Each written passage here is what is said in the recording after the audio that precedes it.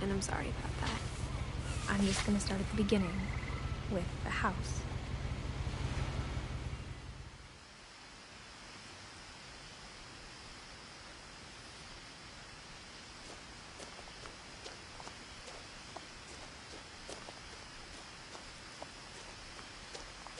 I lived here until I was 11, but I wasn't allowed inside half the rooms.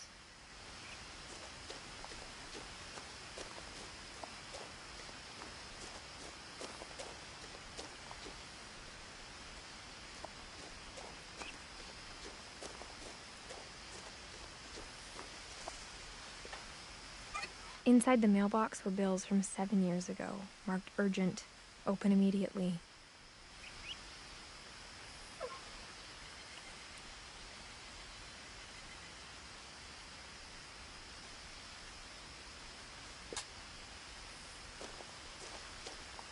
I hadn't been back since my brother Lewis's funeral.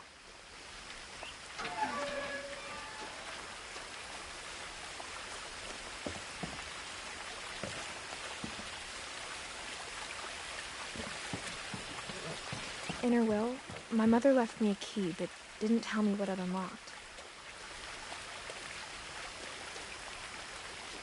Maybe she thought I'd know. Or she thought the mystery would be enough to bring me back.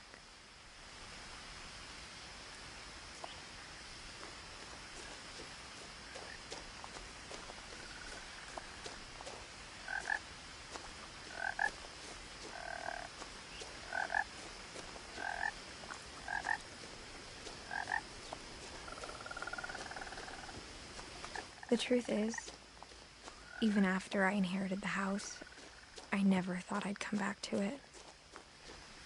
But now I had questions about my family that only the house knew the answers to.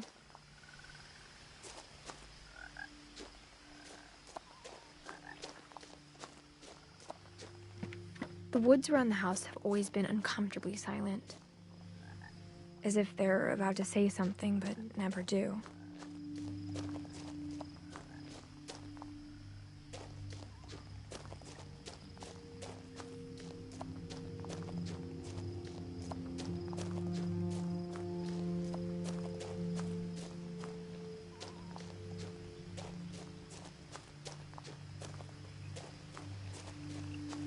The house was exactly like I remembered it, the way I'd been dreaming about it.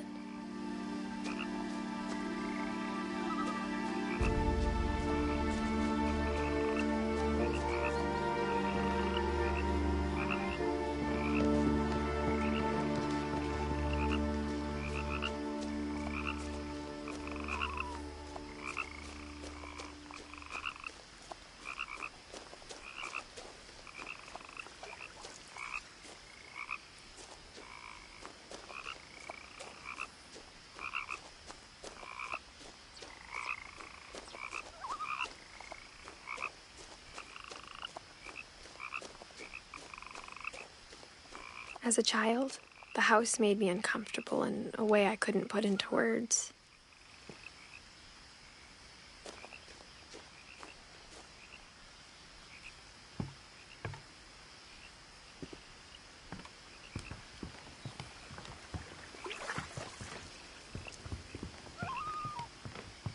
Now, as a 17-year-old, I knew exactly what those words were.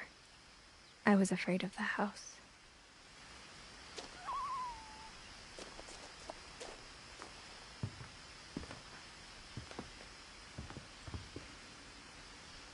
I hoped the key might unlock the front door.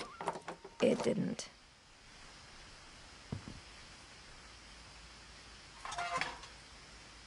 Looking in, I felt like the house itself had been waiting for me.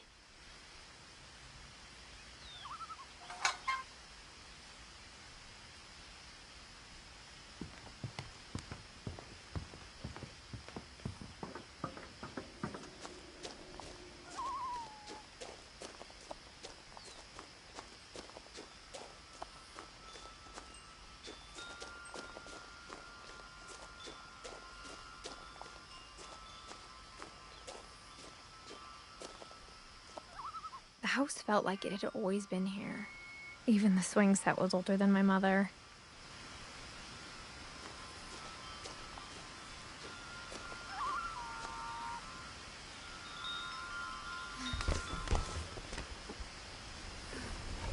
Crawling through the doggy door used to be a lot easier when I was 11.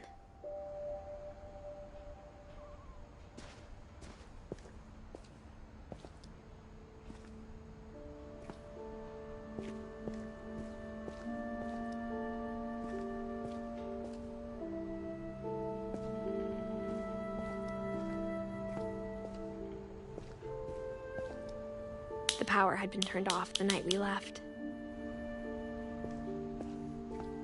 For the first time in years,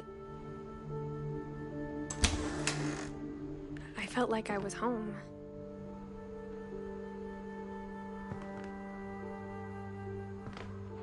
But instead of a family, there were just memories of one.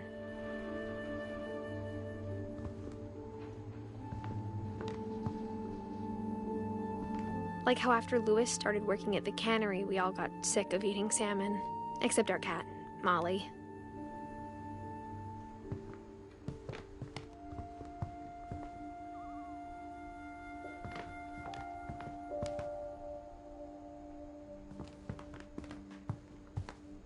The table was still a wreck from the night we left.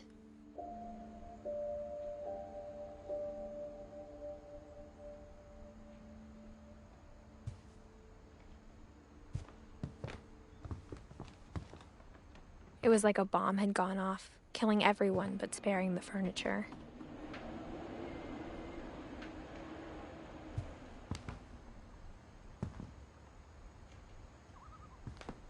My mom was the only one of us who could imagine Great-Grandma Edie living in a nursing home.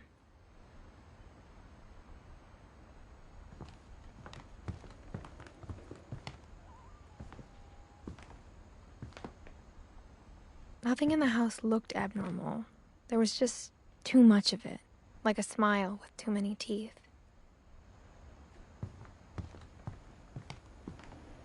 Even the fireplace had a story. Edie told me the bricks came from the original house, after it sank.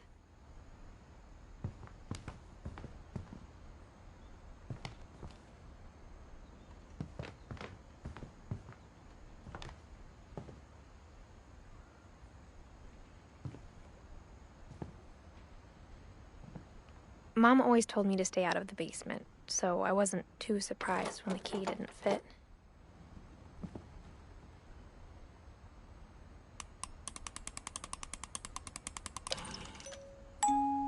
Great-Grandpa Sven built a music box for Barbara, along with the rest of the house.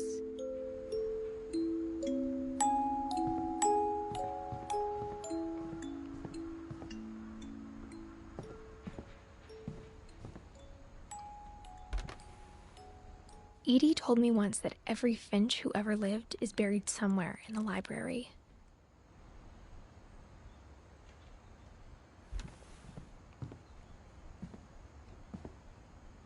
My mom wasn't much of an optimist, but she never stopped believing that my brother Milton was alive.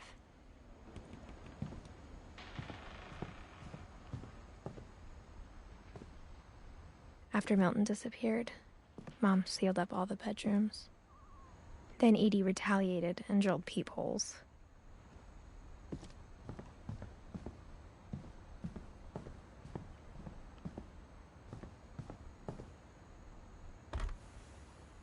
Barbara was a child star for 2 years, until America grew out of it.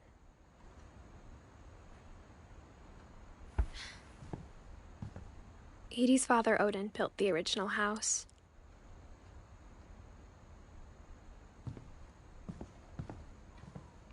Whenever people ask me about my family, the first thing they always want to know about is Barbara.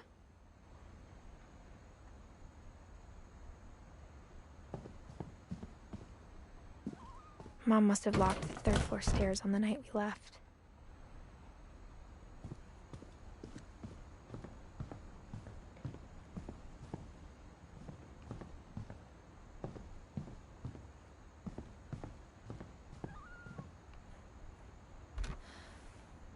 Molly always seemed like a girl I could imagine being friends with, if she hadn't died in 1947.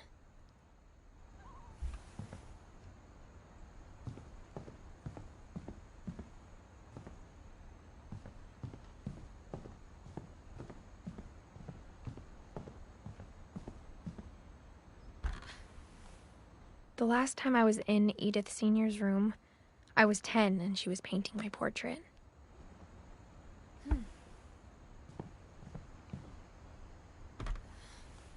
As a kid, I just assumed every house had peepholes and sealed rooms you weren't allowed inside of.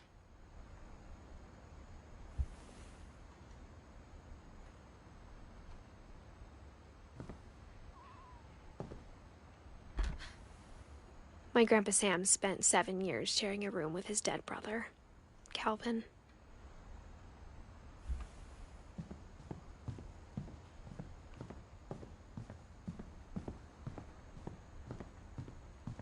I spent a lot of time playing in Great Uncle Walter's room.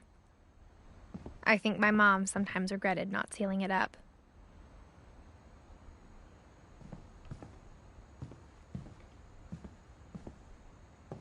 Lewis told me there were secret passages, but I never believed him.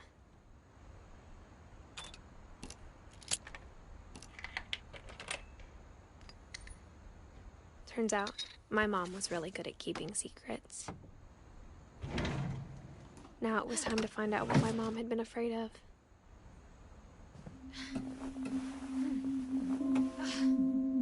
From the paintings on the wall, it was clear my brother Milton had been here before me.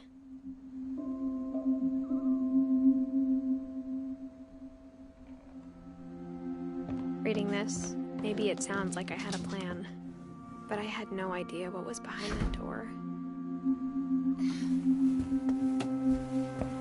Just like I had no idea where all this was gonna lead.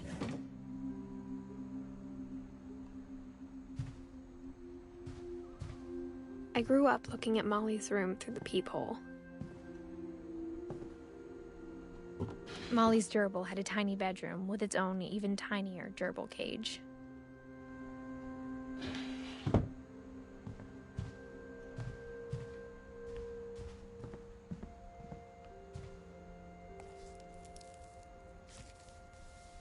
December 13th, 1947.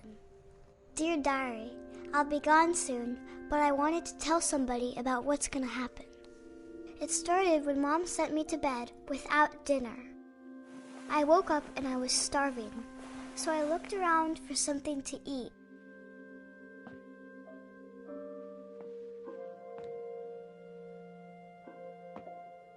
My Halloween candy was all gone. Mom, can I come out now? Sweetheart, it's late. Go to sleep. The gerbil food was dry, but I didn't mind it.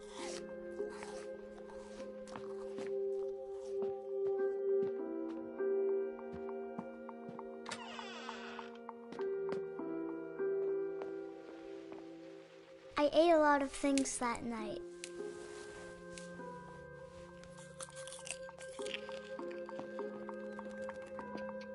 I kept eating and eating.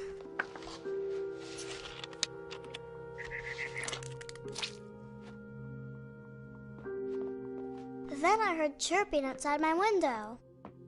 It was a barn swallow going back to her nest. I reached out for her.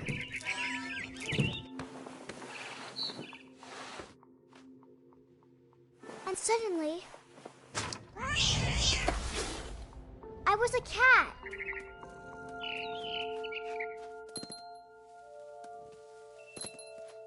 I tried to be quiet, but the bird was really scared.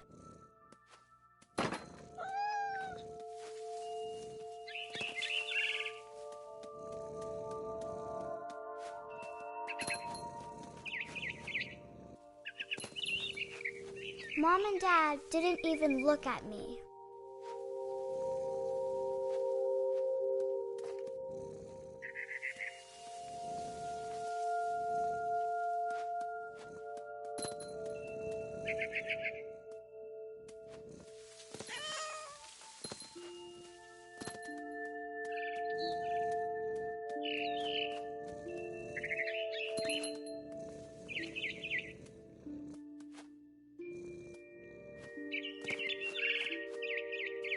I jumped and I almost got her.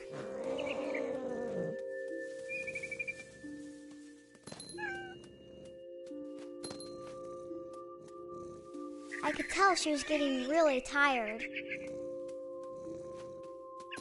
Now I was up in the big tree. I promised Dad I wouldn't climb it anymore.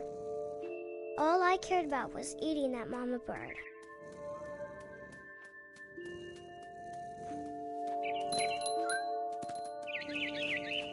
I gobbled her up.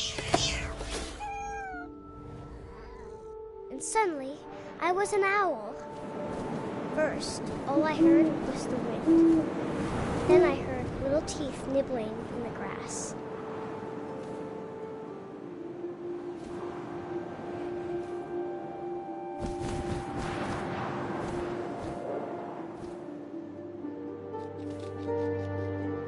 Rabbits.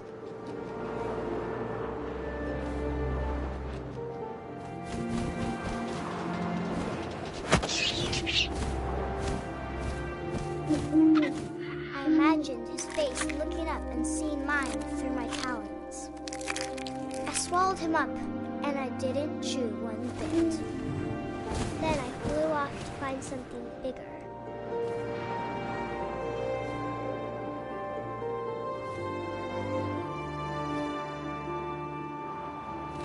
A mama rabbit.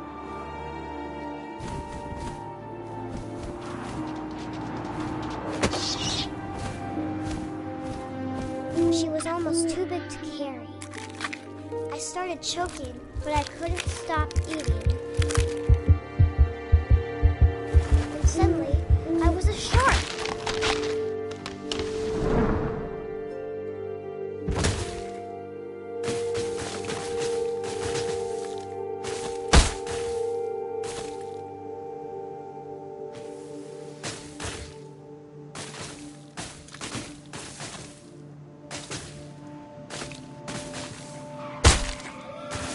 I rolled off the cliff and into the ocean. Now, I was hungrier than ever.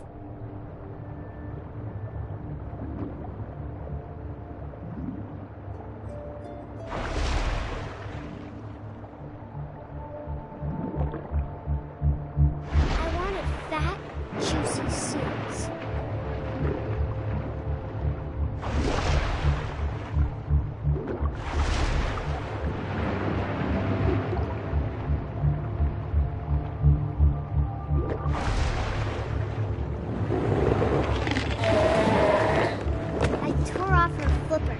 Tasted really good.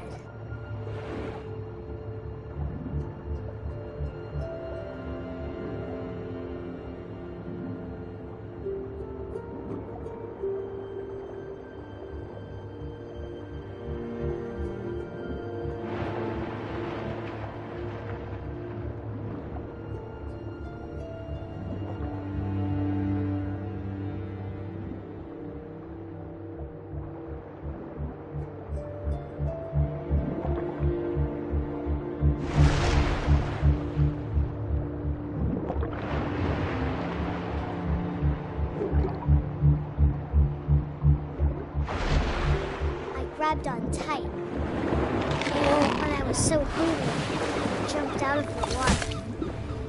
When I opened my eyes, everything had changed.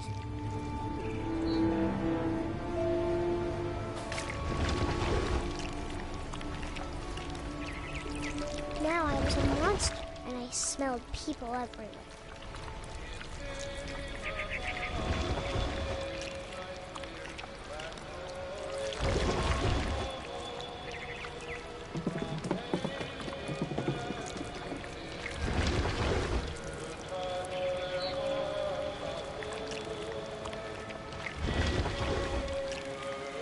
I was big, but I moved real quiet.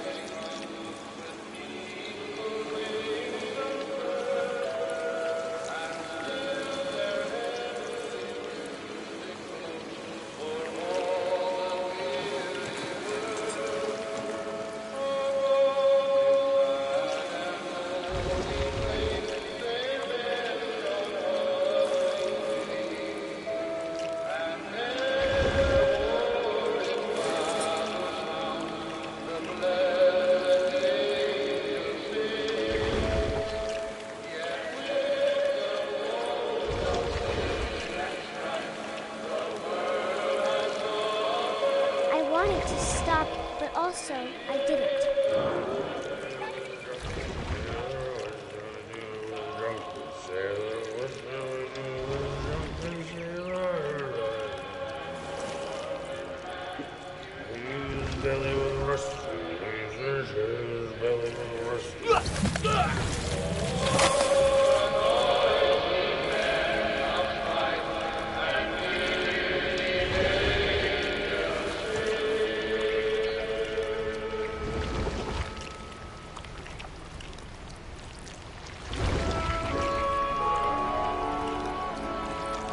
After the last passenger, I was still hungry. And to cross the water, I smelled something new. Something I had to have, so I swam towards it.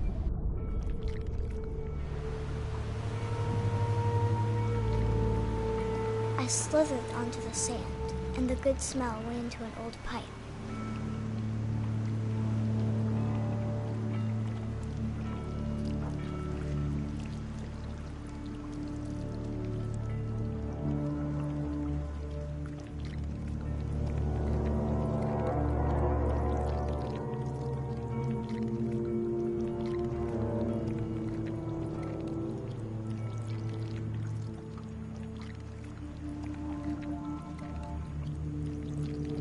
I got closer and closer.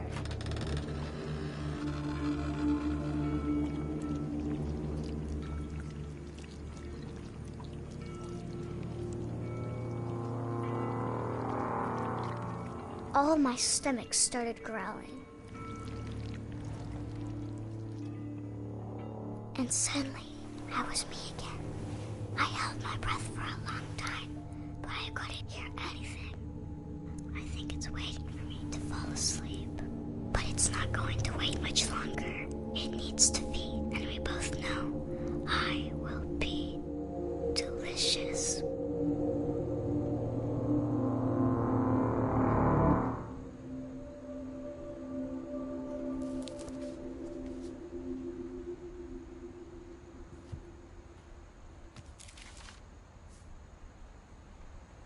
I'm not sure if I believed all of that, but I'm sure Edie would have.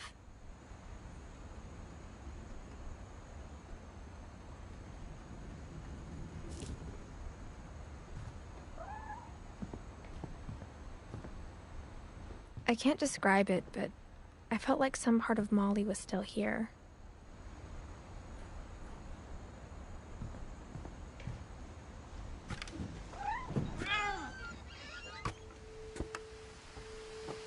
This will be obvious later, but my mom never told me any of these stories. Edie would have, but Mom didn't like bringing up the past. Though, when we adopted a stray kitten, she was the one who named it Molly. I spent a lot of time in Great-Grandma Edie's room. We got along, and it was a good place to hide from my mom. When Edie told people Sven was killed by a dragon, she could also have said he was building a dragon-shaped slide that collapsed. She could have, but she didn't. Even in her 90s, sometimes Edie seemed a lot younger than my mother.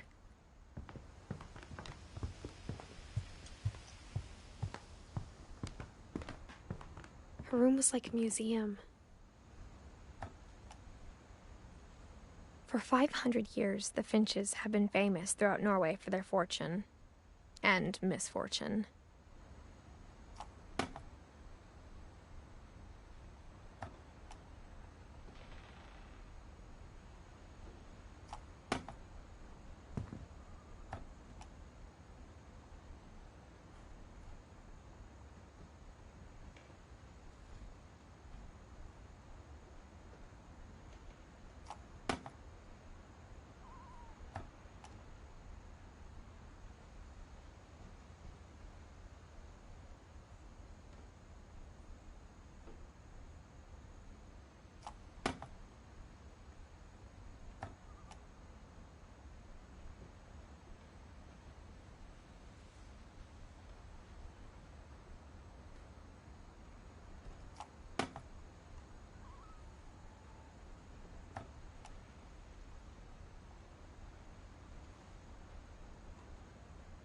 Odin Finch buries the latest victims of the family curse, his wife Ingeborg and their newborn son, Johann.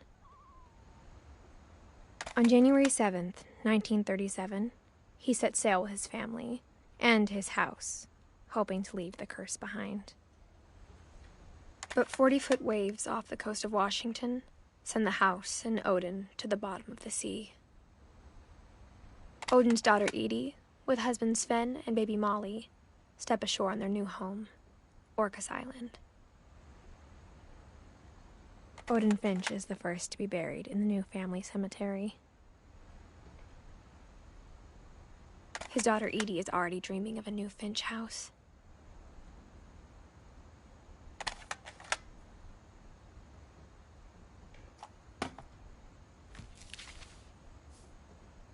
Whatever's wrong with this family, it goes back a long ways.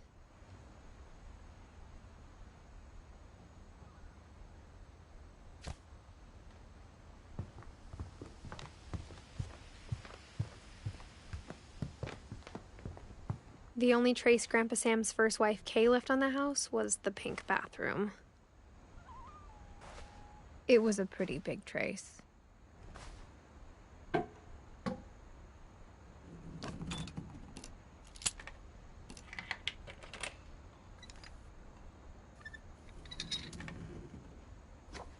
There's a secret in this bathroom. It's in the last place you would look. It isn't in the cupboard. It's hidden in this book.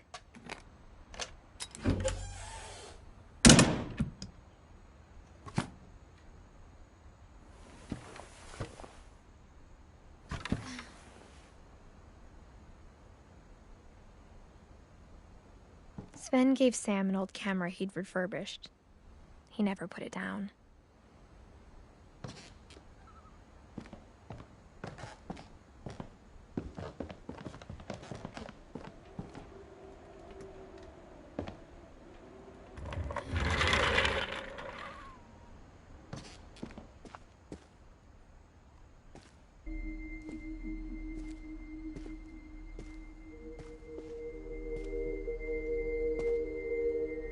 I knew Grandpa Sam had a twin, and that he never talked about him. I guess my grandpa didn't like history any more than my mom did.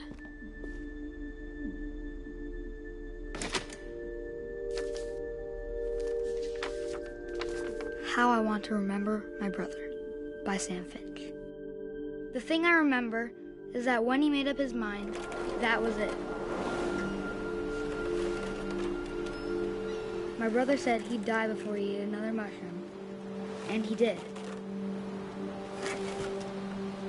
At Barbara's funeral, we swore we'd never be afraid again, and he wasn't. I think Calvin always wanted to fly. Sam! Calvin! Dinner's ready! Coming! But that day, he finally made up his mind to do it. I told him going around was impossible. Maybe if I hadn't said that.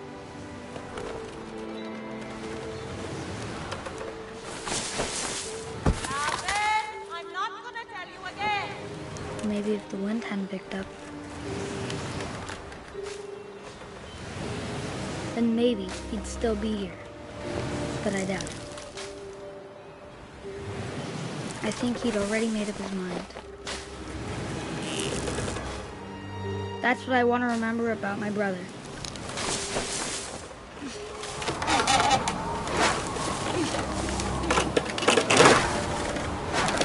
The day he made up his mind to fly. And he did.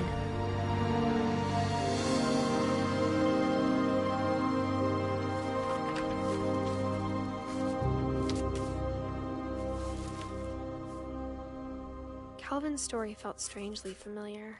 When I was younger, I remember trying to do the exact same thing.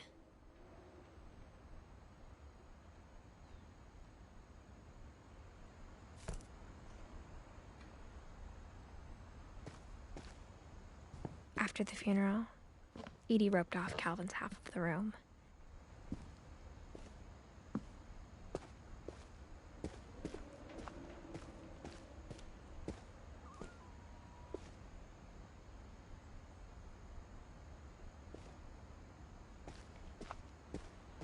Mom said Grandpa Sam enlisted at 18 and never set foot in the room again.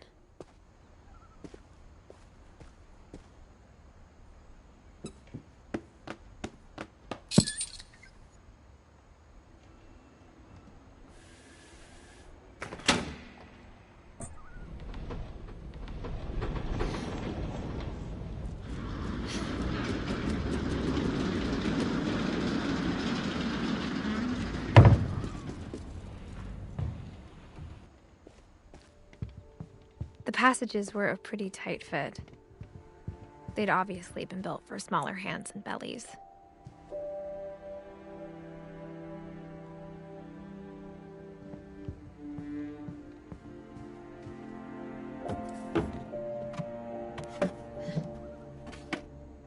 Growing up, I always thought of Barbara as a child star.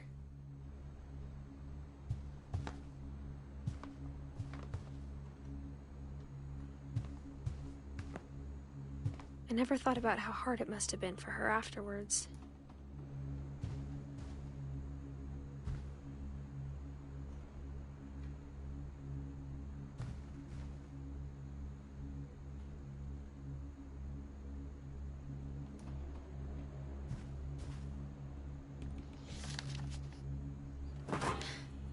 Of all the stories people wrote about Barbara's death, I'm surprised Edie saved this one.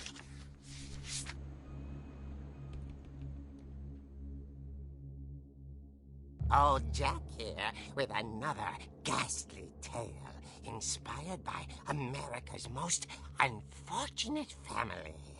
I'm calling it The Surprise Ending of Barbara Finch. As a child star, Barbara was famous for her scream. Now at 16, she was all washed up. A has-been. But in a lucky break, she'd been asked to perform her signature scream at a local convention for monster movie fans. It was just the boost her career needed.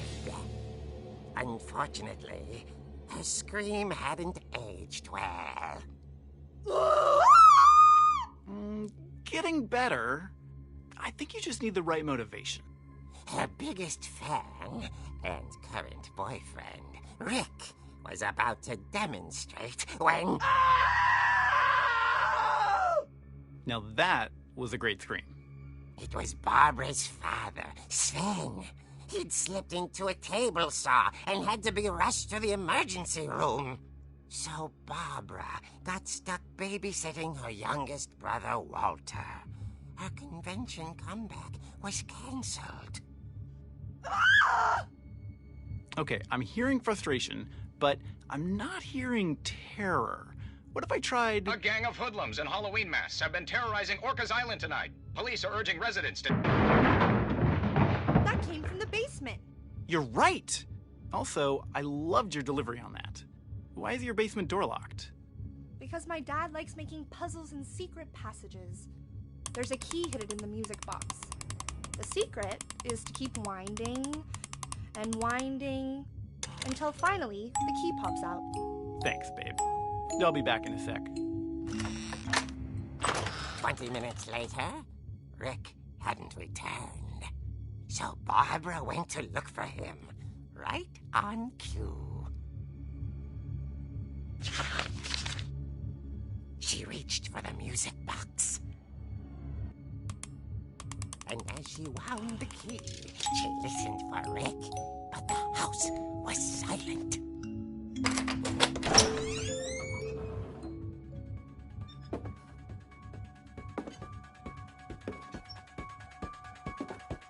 She found Rick's crutch and imagined the worst.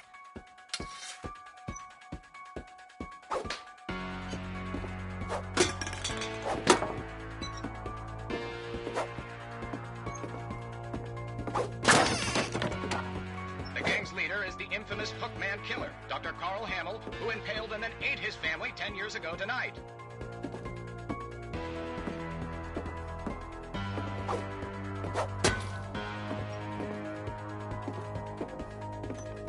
The old fridge rattled, and still. Oh dear! Oh! Rick? Barb, relax. I was just trying to scare you to help you find your scream. Well, I'm not scared, Rick. I'm furious. Then act furious. All I'm getting from you now is that you're hurt and confused and you're... She threw him out, but she kept a little something to remember him by. Barb, have you seen my other crutch? And she was still holding it when she fell asleep watching the late picture show. Hours later... Barbara! Walter, what's going on up there? Ah! Okay, I'm coming up, but if this is a trick, you're dead, Walter.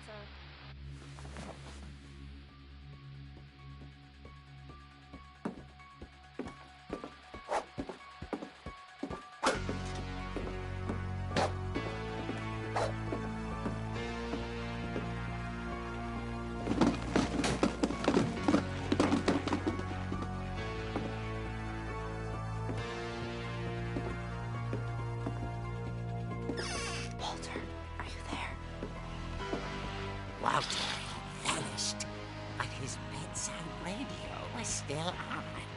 Orcas Island police describe the man as 6 feet tall, with a steel hook for a hand.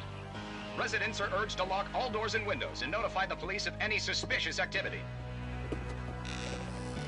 Barbara turned, saw the hook man, and was speechless. He was quite smashing. And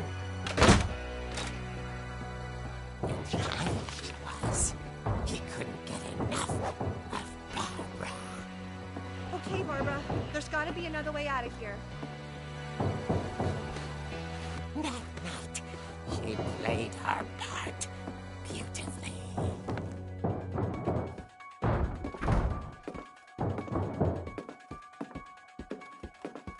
Molly's door hadn't been opened in years. The hinges groaned.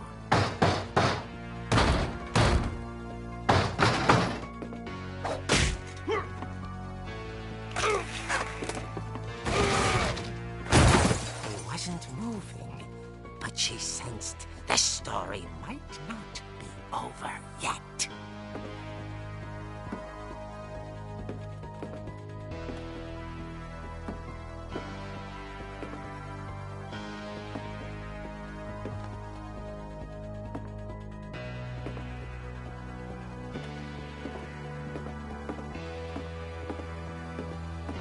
The hookman had vanished.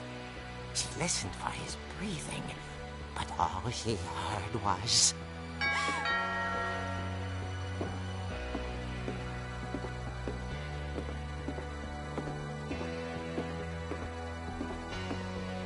At the door, she heard whispering. It was coming from inside the house.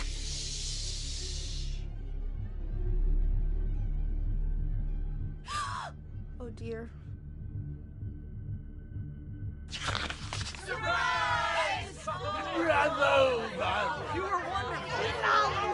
The monsters had come to surprise her. For Barbara, it was a dream come true. Then she saw what kind of monsters they were, and she realized what was about to happen. She was going to be famous.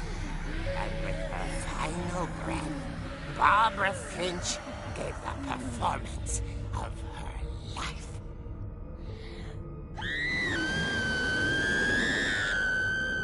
I wasn't there myself, but I hear Barbara was magnificent. Poor girl. She had a taste for stardom. But unfortunately, so did her fans. Of course, the police blamed it all on poor Rick, who disappeared the same night. And little Walter? Hiding under his bed the whole time. He took it all pretty hard, But that's another story. As for Barbara, tucked inside the music box is all they ever found of her. Her ear. Now that's what I call a real eerie tale.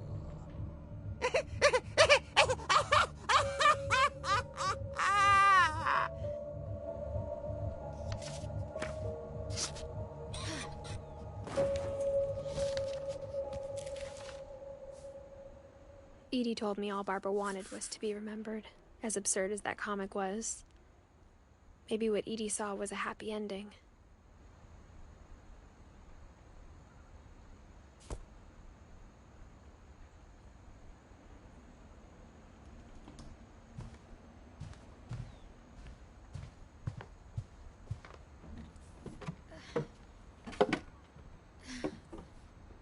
I guess now I know why Mom didn't like me playing with the music box.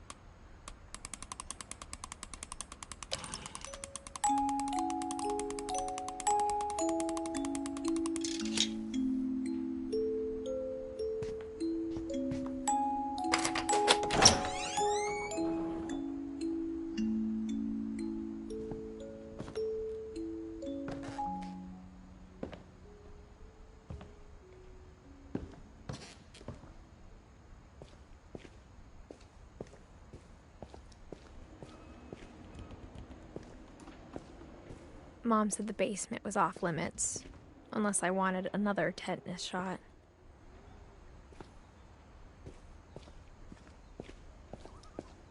I saw Edie sneak down to the basement once, carrying packages.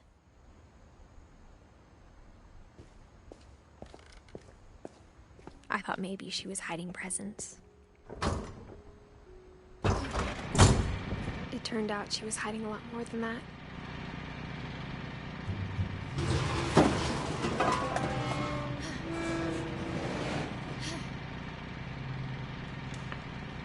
I remember asking Mom once about where Walter had gone. She said after Barbara died, he got as far away as he could. If there's a pattern in all these stories, I think it's that none of us has gotten very far.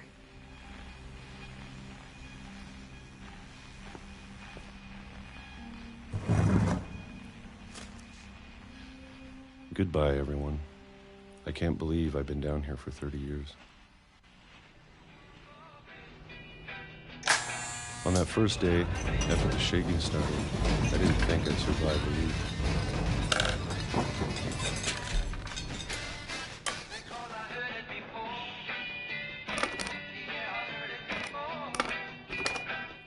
But after a few days, I settled into a routine. That's what kept me sane. Having a schedule, living for today. I always expected to be dead tomorrow. But if you wait long enough, you get used to anything.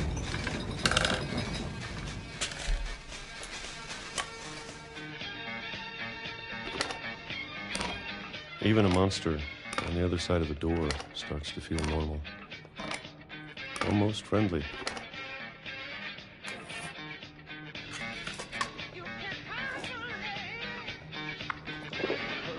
And then one day, everything just stopped. Whatever that thing was, it was gone. Maybe it got tired of waiting.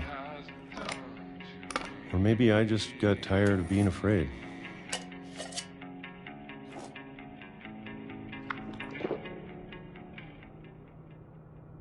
It's been a week now, the longest in 30 years.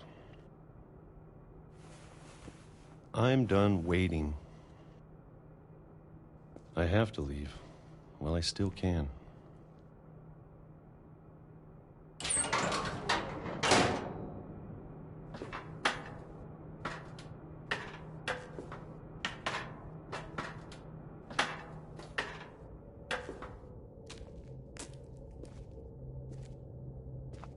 I know it's out there, somewhere.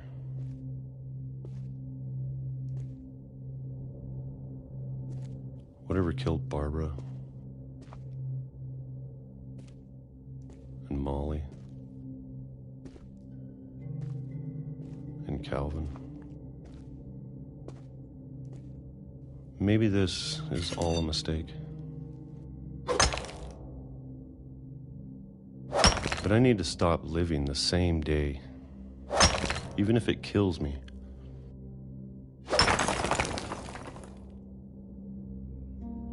Whatever's out there, I want you to know I'm ready for it. I'm going to appreciate all of it, especially the food. I don't mind if I only have a year left, or a month, or a single week.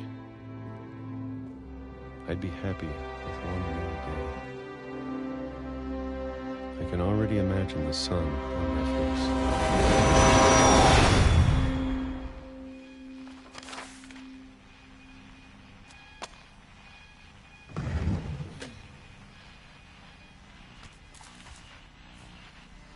Walter died when I was 6. I can't believe my mom never told me he was down here.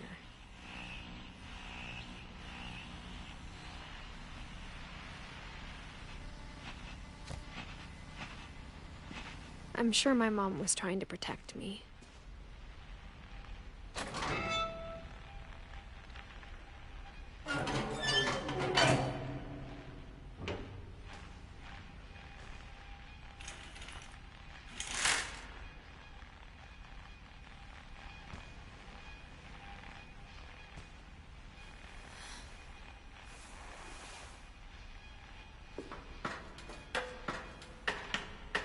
Maybe she was afraid I'd end up like Walter. But if she never told me about an uncle under the house, I can only imagine what else she was hiding. I don't want to make the same mistakes she made.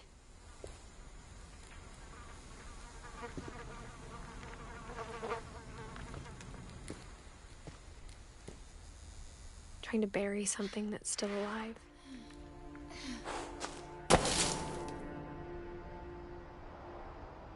Now that there's only one of us left, or maybe 2,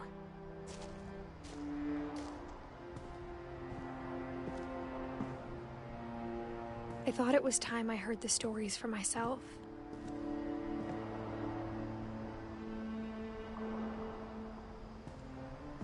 And found out what happened to everyone else.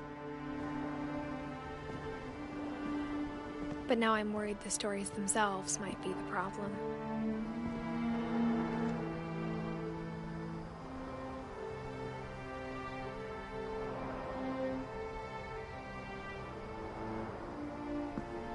Maybe we believed so much in a family curse, we made it real.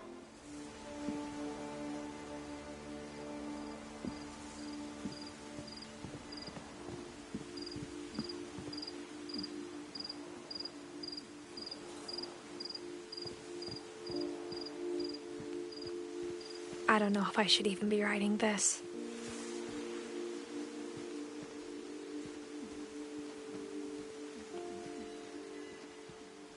Maybe it'd be better if all this just died with me.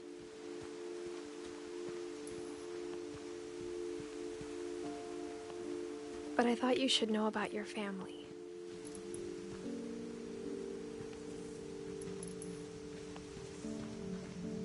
And the history you're a part of.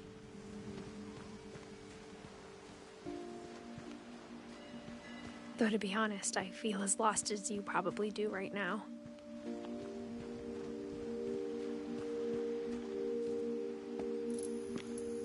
I think the people in these stories believed them, for what that's worth.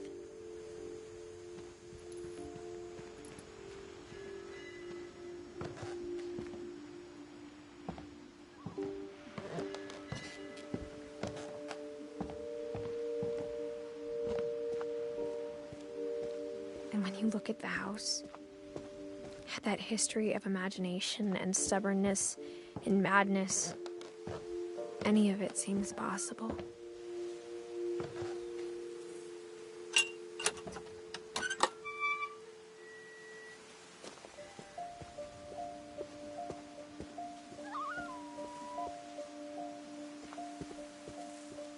I think we've been surrounded by death for so long, we've just gotten used to it.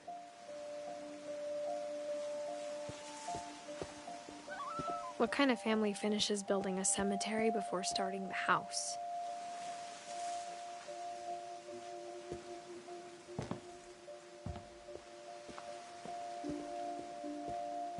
It's embarrassing for me to admit this, but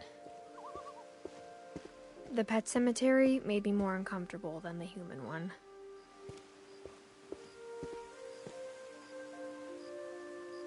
Three of the gerbils are mine, and 2 had been my fault.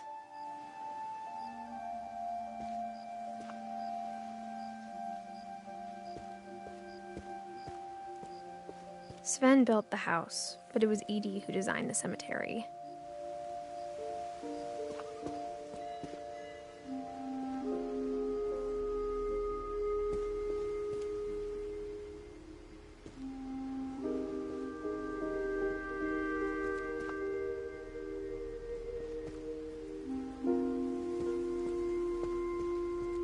I'm sure Odin's monument had been Edie's idea.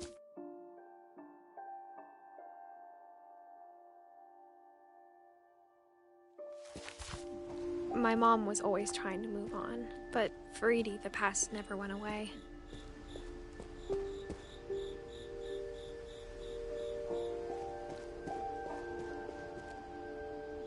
She could see it poking out of the water at low tide.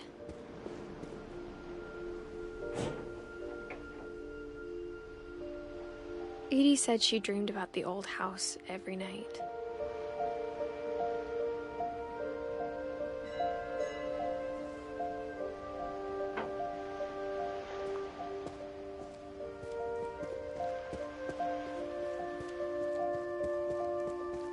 Edie's side was always easier for me to understand. But the older I get, the more I can see where my mom was coming from. Her dad had been pretty strict, but it wasn't enough to save her brothers. She was just trying to do better.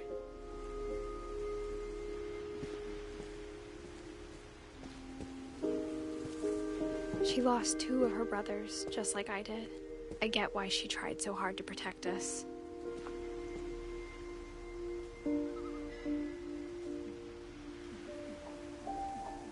We never found Milton's body. So my mom insisted we were putting up a monument, not a tombstone.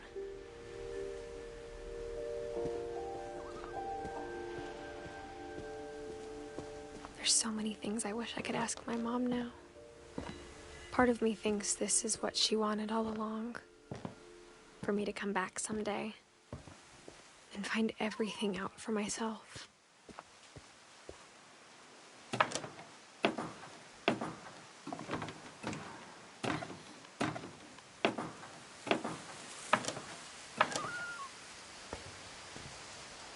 But looking back on it now,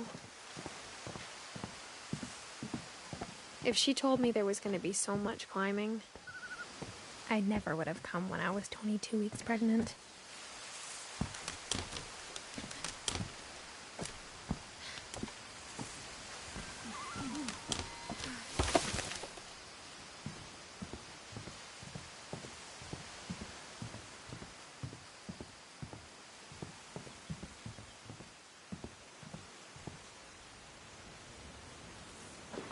I never met Grandpa Sam, but I think he and my mom had a lot in common.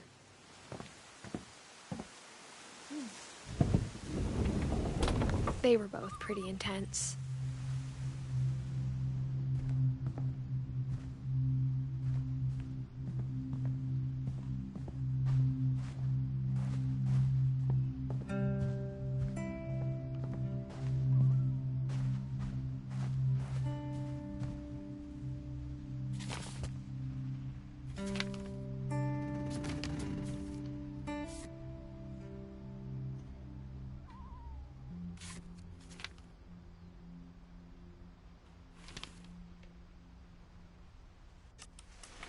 Dawn, I promise, you'll never forget this weekend. Yes, sir. These memories are gonna last a lifetime. Hmm? Am I gonna have to shoot anything? It's a hunting trip, Dawn. Shooting is strongly encouraged.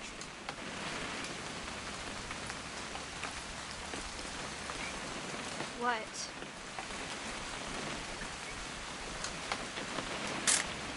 Perfect. It's gonna rain the whole weekend, isn't it?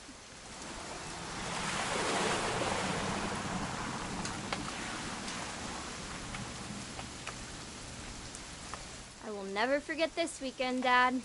That's the spirit. Okay, got it. I'm gonna take some pictures, okay? Just be careful. That camera's older than you are.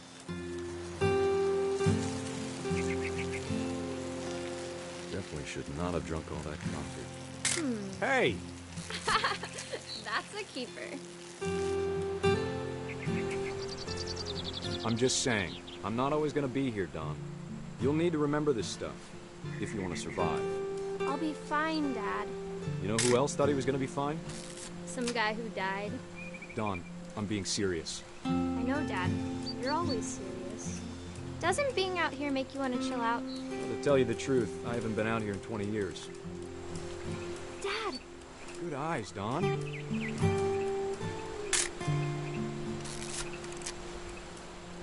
Before you take the shot, let me get a picture of you. Dad, I... Just breathe. Turn off your imagination. Let me get behind you. Do I have to do this? Dawn, you don't have to do anything. But if you want to survive, you'll need to be strong. Now keep yourself squared up, elbows down, like we practiced, whenever you're ready.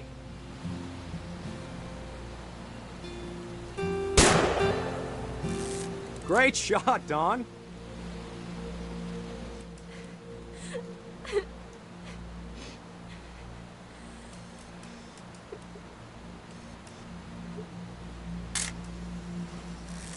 I'm proud of you, Dawn. Always remember that, okay?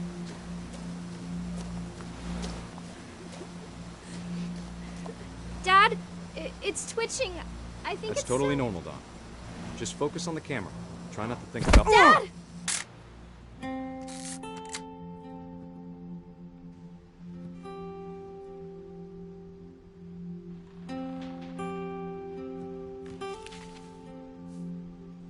Of all these stories, that's the one I wish most that my mom had told me.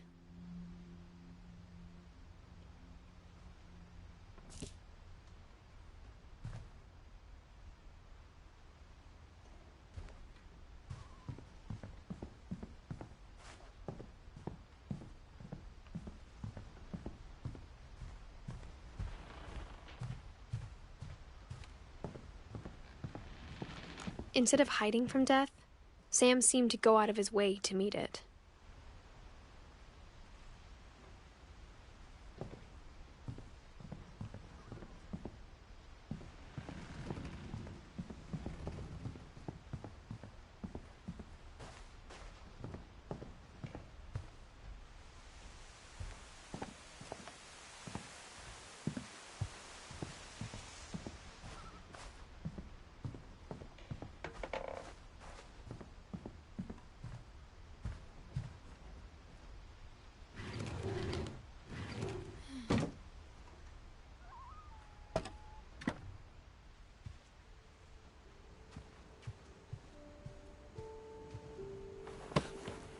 After Sam died, my mom and Edie got really close.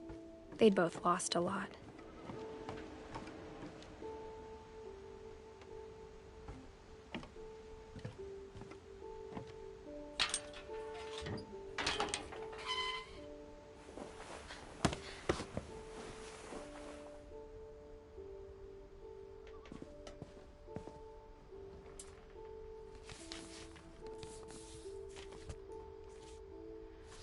Dear Kay, do you remember the way Gregory used to laugh when he thought he was alone? Something funny was happening, but only he could see it.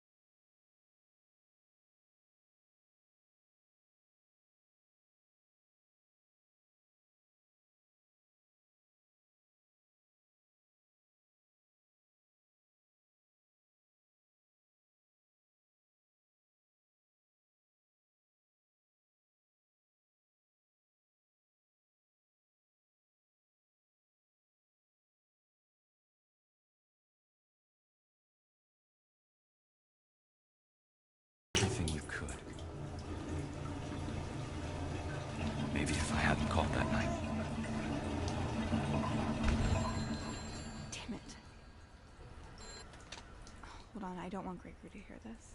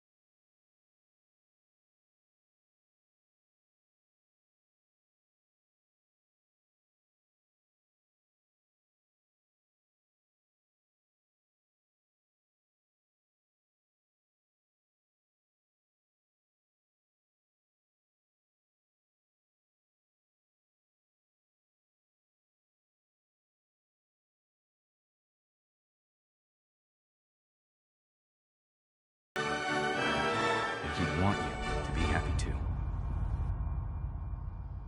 Good luck, Kay. Love, Sam.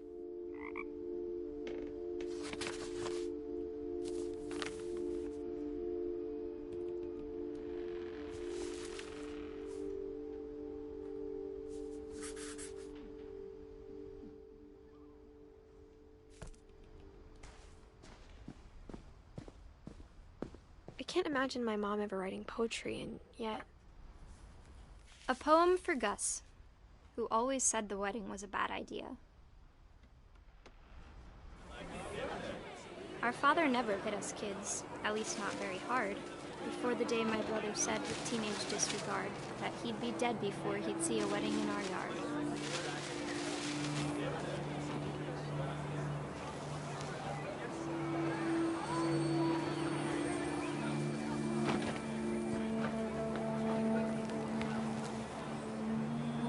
My father made him come, of course, but Gus stood far apart, just flew his kite and bottled up the storm inside his heart.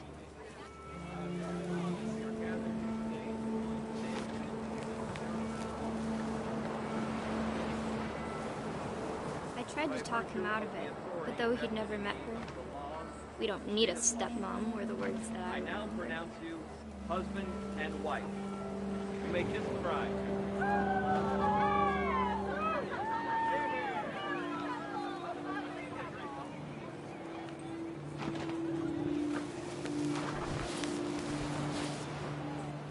When the time for photos came, Dad ordered him to come here.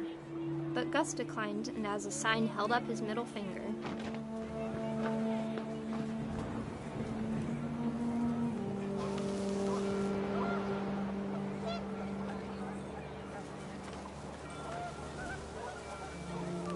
The wind picked up, and panicked geese appeared and quickly went. But all the humans did that day was go inside the tent.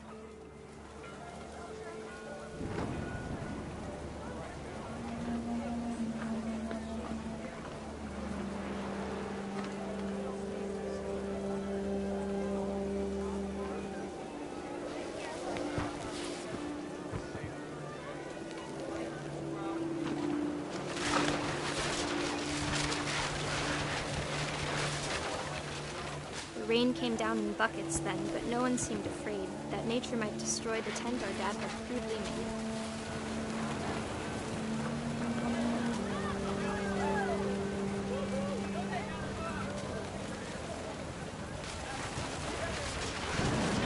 The thunder sounded much too close and full of angry power, but all my father said to this was, "Make the music louder."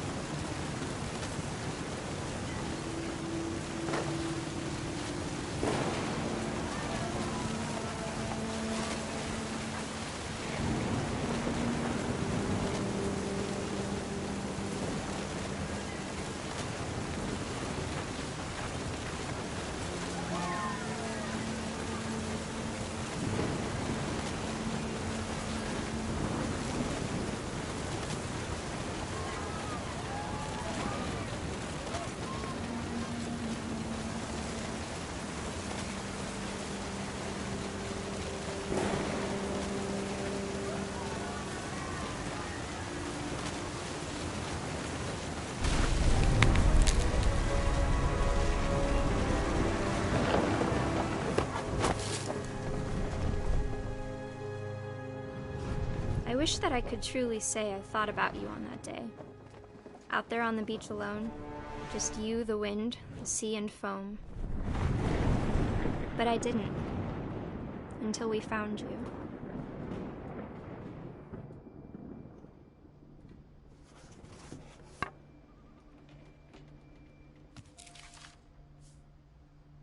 She never talked about him, but Mom told me once if I was a boy, they were going to name me Gus.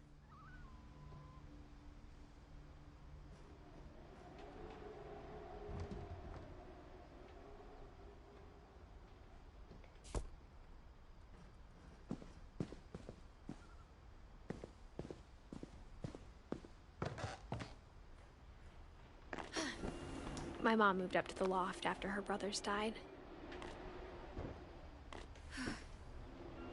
At the time, it was as far away as she could get.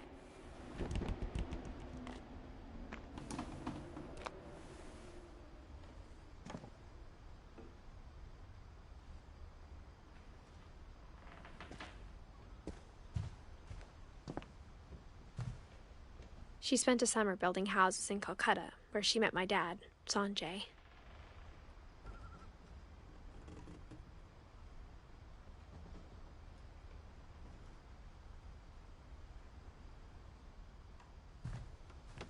Religion was another thing my mom never talked about, but I think it helped her a lot after her dad died.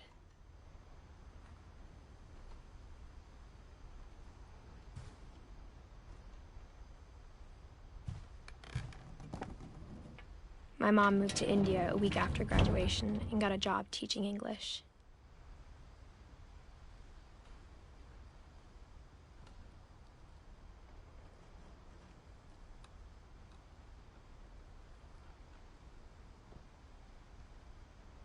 Louis was born a year later.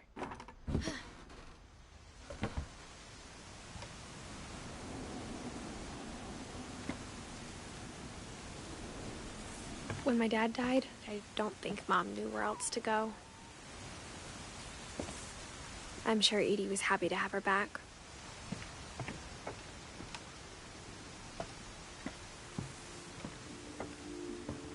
The house had to get a little bigger, but Edie was used to that.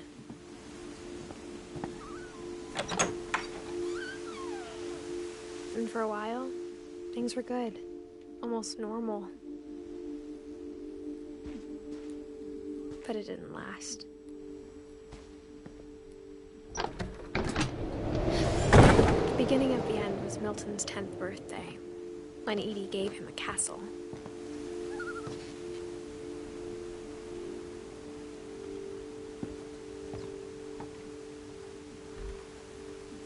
After Milton disappeared, the only thing he left behind was a room full of paintings.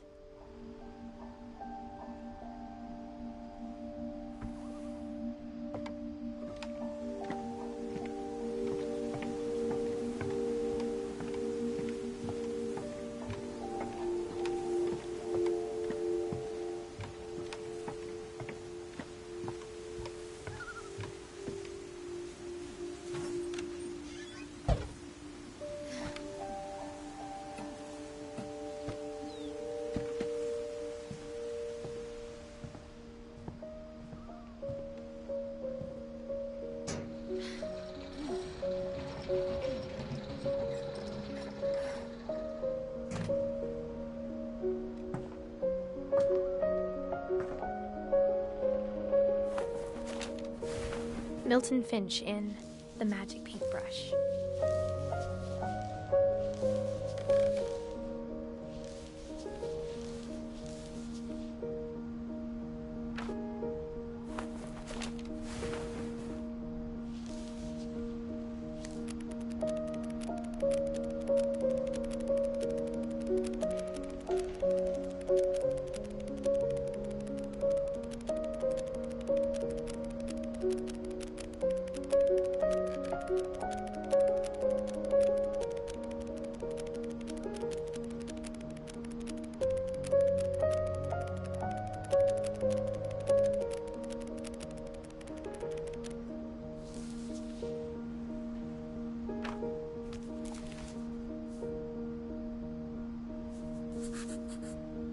I was 4 when Milton disappeared.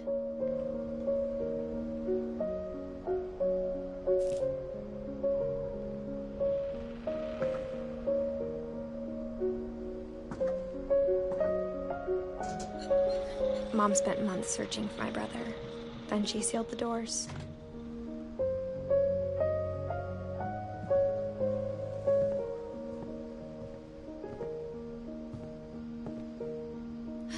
whatever Milton had found in the house. Mom didn't want it getting out.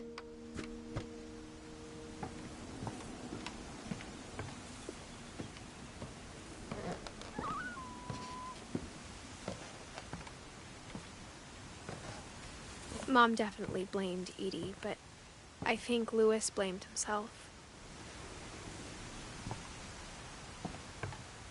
After he graduated, he just spent more and more time in his room, until Mom got him a job at the cannery.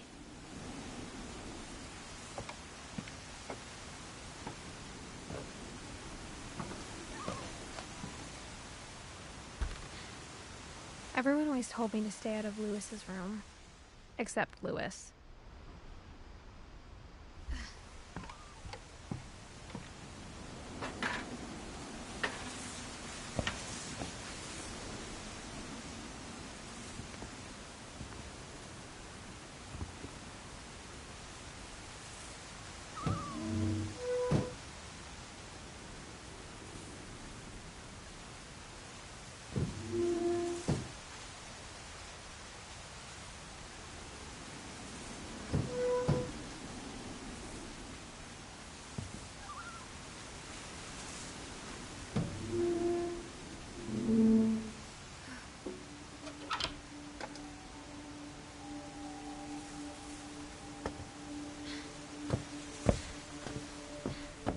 Louis's room smelled very, very familiar.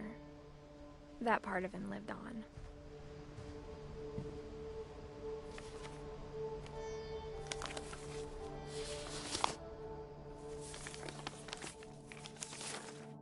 Dear Mrs. Finch, as Louis's psychiatrist, I can understand your desire for an explanation.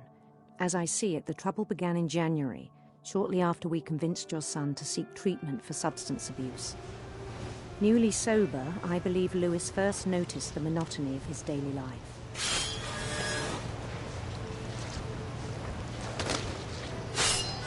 He kept working at the cannery, but he withdrew part of himself. In our sessions, I saw the same behavior. His mind began to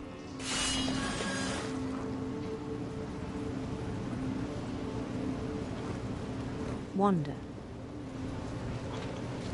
I asked him to describe it.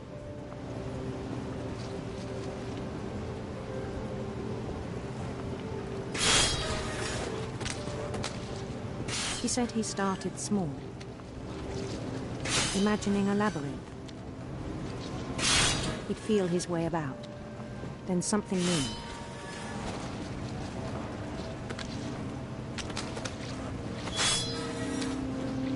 Bats. And toads.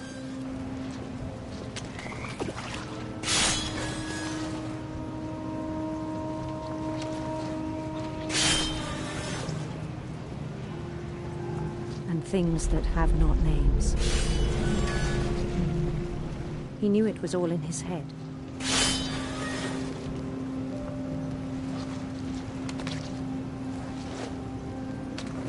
But he took it very seriously. I had hoped he'd find himself.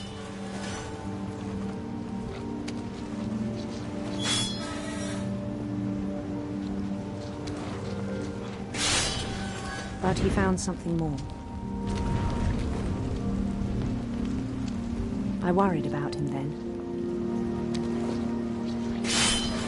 Daydreaming at the cannery. I spoke with his boss. But he said Louis had become a model employee. Methodical, tireless, focused.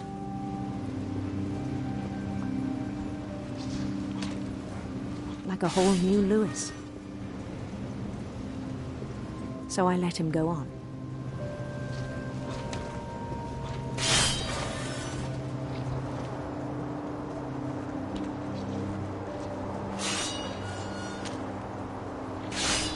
I even encouraged him. It seemed very promising at first. He told me he'd made a new friend.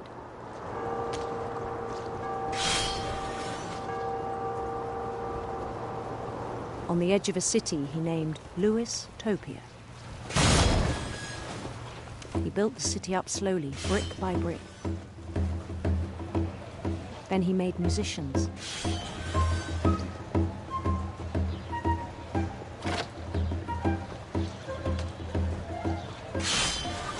And songs for them to play.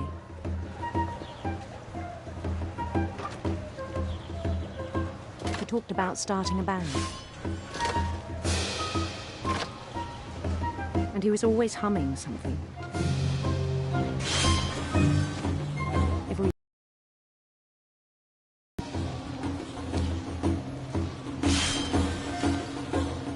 He no longer spoke at the cannery. But his chopping was as reliable as ever. Then one day it struck him that all the cheering crowds, even the stones under his feet, were all in his imagination. So he could do whatever he wished.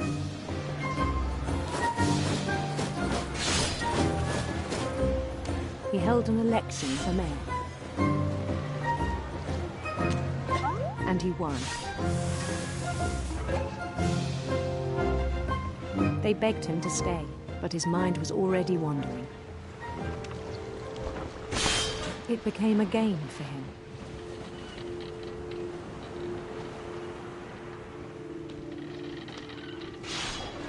He'd conquer a city, then immediately push on. New Louisville.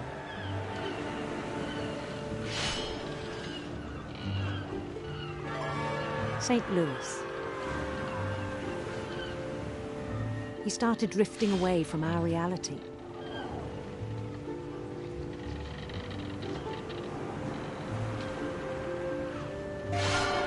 Minneapolis. Until one day he forgot to go home from the cannery. Even as his mother pleaded with him, part of Louis kept sailing on.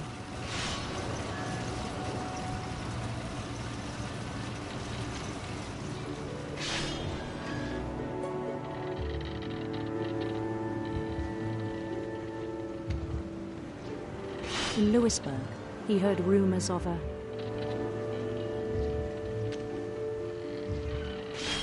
handsome queen.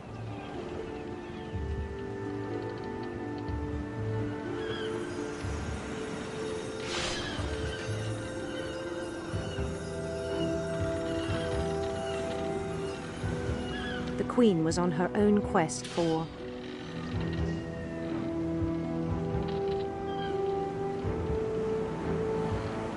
radiant rainbows.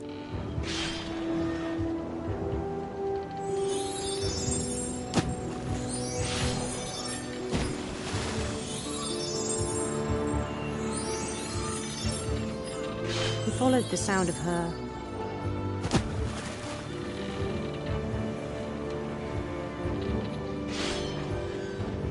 silver harp.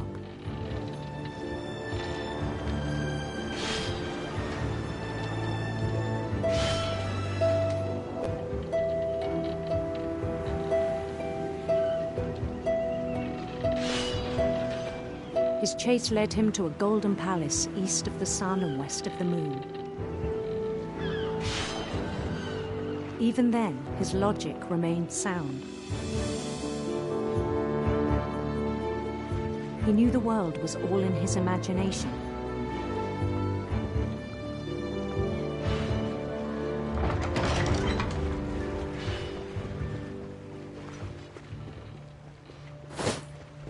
But he was so proud of having created it.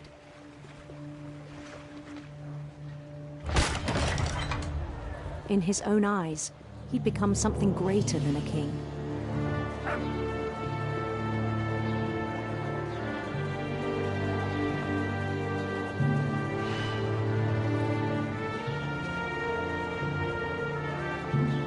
For someone who'd never known success in the real world, I think it was overwhelming. And then it struck him that the real Louis was not the one chopping salmon, but the one climbing the steps of a golden palace.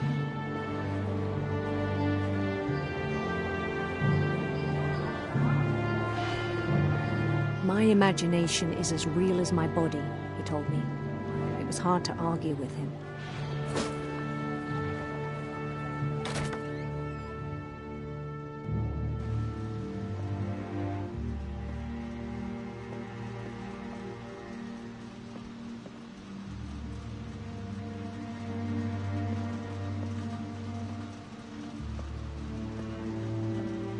He began to forget the world we know.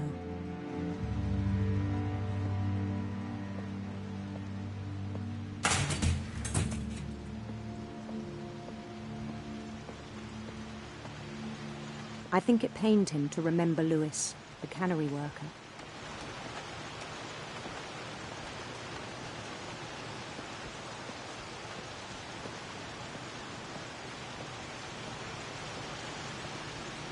He began to despise the man with a royal contempt.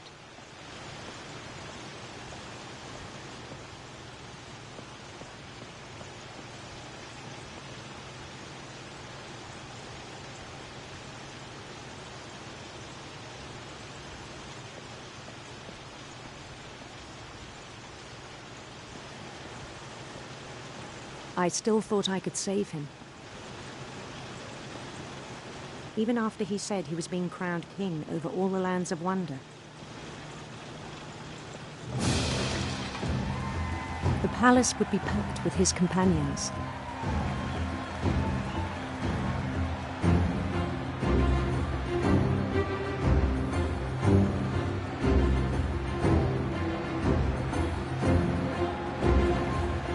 Including the wise Calico who'd insisted on inviting him.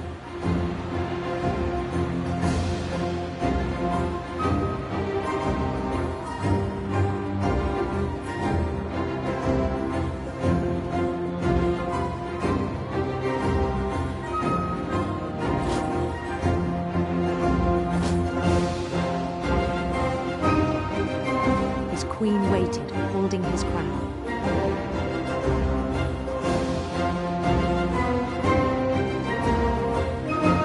There was only one thing left to do.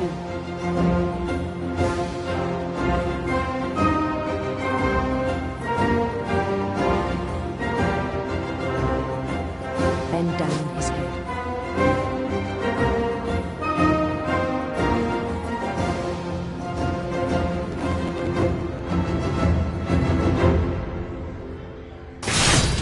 And the rest I think you know. Mrs. Finch, your son was a kind man who will be missed by all of us who knew him.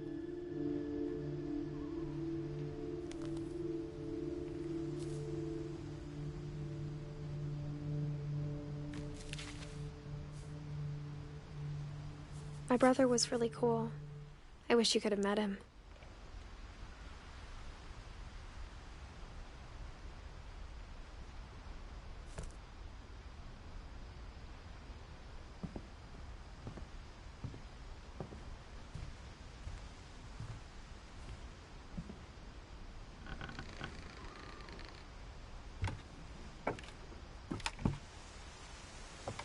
On the way back from Lewis's funeral, my mom told me to start packing. She waited until the day before we left to tell Edie. I'm not sure if she wanted to make it easier or harder.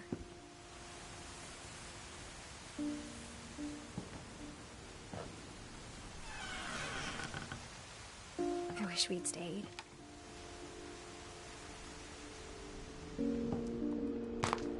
But I understand why we left.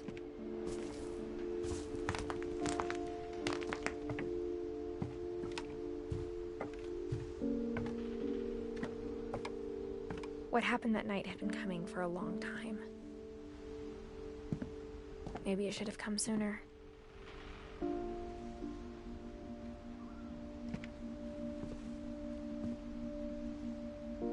But it had to end one way or another. All that's left now is to tell you about that last night.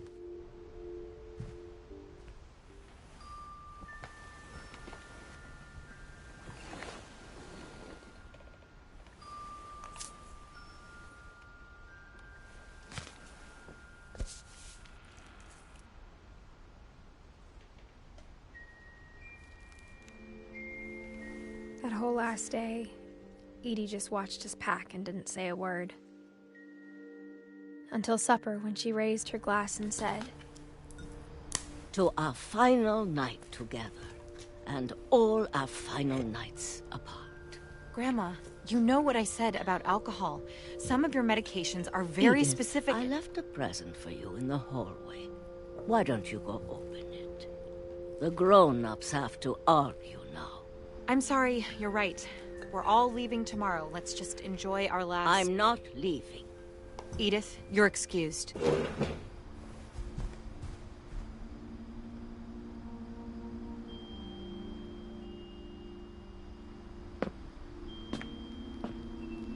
The power had been shut off that morning, but Edie always had plenty of candles.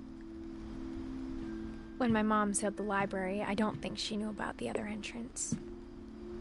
Or that Edie had a key to it.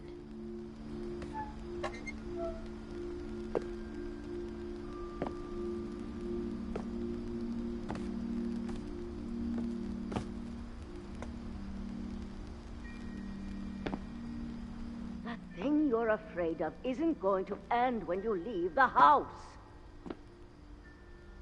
Edith has a right to know these stories. My children are dead because of your stories. I think it's best if Edith and I leave tonight.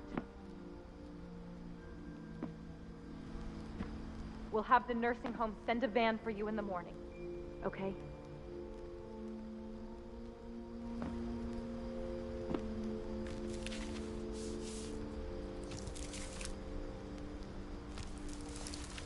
Dear Edith, there's so many stories I wish I could tell you, but there's only time for one. This is about what happened on the night you were born. That night, the tide went way, way out. It was the first and last time I ever saw the old house aground. There'd been an earthquake out in the middle of the ocean. They called it the lowest tide in 1,000 years. God, it smelled awful. You know, I've seen that house every day of my life. But I never thought I'd go back to it. When the fog rolled in, I lost my way.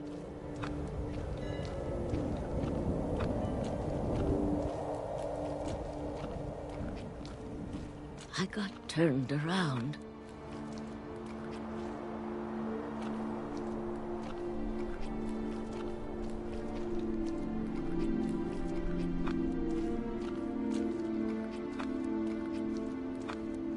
For a while, I wandered.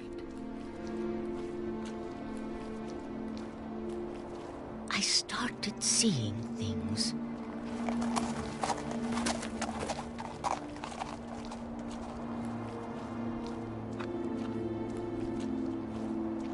Things I'd forgotten had ever existed.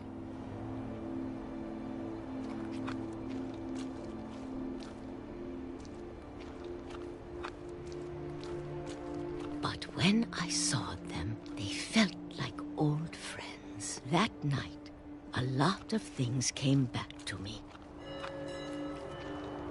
Or maybe I came back to them.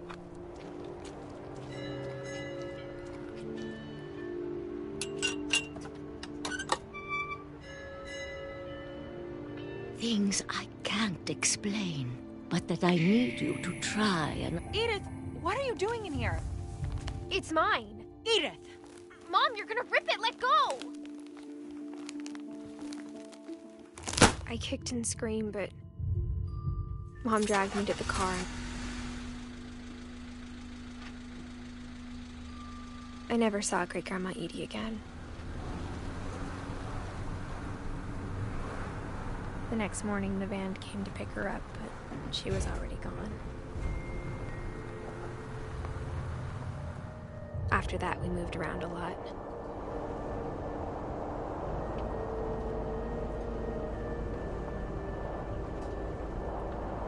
We both tried to make the best of it.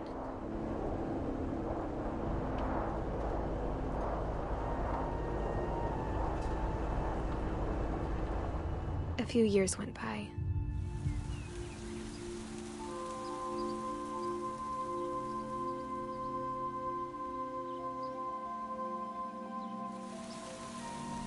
My mom didn't like to talk about it.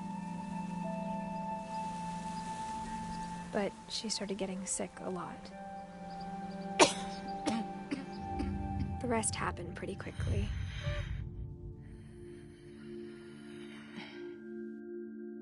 She got better for a while,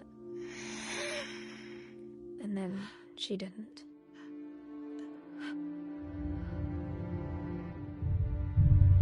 And then I was alone.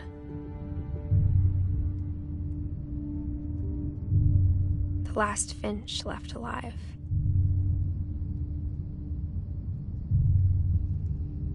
Until I found out about you. I'm still not sure what to tell you about all this. If we lived forever, maybe we'd have time to understand things. But as it is, I think the best we can do is try to open our eyes. And appreciate how strange and brief all of this is. This journal was supposed to be for you. But now I hope you'll never see it. I just want to meet you. And tell you all these stories myself. But I guess if you're reading this now, things didn't work out that way.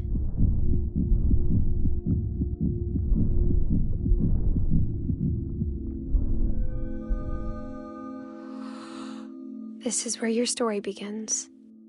I'm sorry I won't be there to see it. It's a lot to ask, but I don't want you to be sad that I'm gone. I want you to be amazed that any of us ever had a chance to be here at all. Good luck.